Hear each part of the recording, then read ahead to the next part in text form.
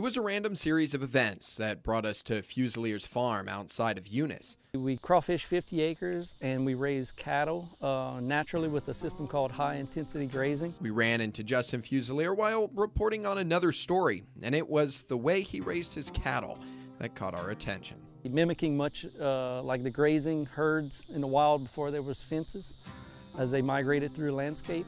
Justin grew up on a farm, and even after his family gave it up during the downturn in the 80s, he always felt drawn to it. So after completing a horticulture degree, he went back to working the land. And kind of the easiest thing to do upon graduating was to get a wheelbarrow and shovel and go to work and start landscaping. And it's been almost 20 years, His knowledge of plants. It's like in here, native species. This is Baptisia.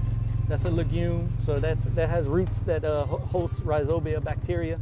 Has come in handy, helping to transform a regular pasture into something a little more natural.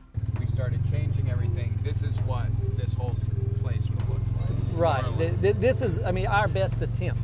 While it wasn't his idea, I really give my father a lot of credit in that regard because he's the one that made the initial effort to go out on the weekends and pick seed from Malcolm's establishment and start doing the planting. He did that pretty much solely on his own. Him and his father set to work creating a traditional Cajun prairie using natural blue stem. This is another perennial grass right here, the red in the stems.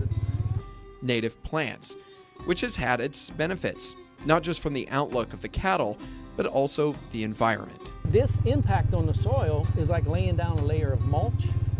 It feeds the soil microbes. It builds organic matter, that carbon breaking down. It builds humus. And is now even starting to have some economic benefits too, cutting back on both fertilizer and water costs, which means for Justin, there's no going back. It's so exciting. It is. It really is. I don't think I could ever go back to being conventional. Yeah. And as with any other farm, there was about 1 million other things for him to be doing, so we let him get to it. And he sent us out to St. Martin Parish. In Eunice, I'm Daniel Phillips, KTC TV3.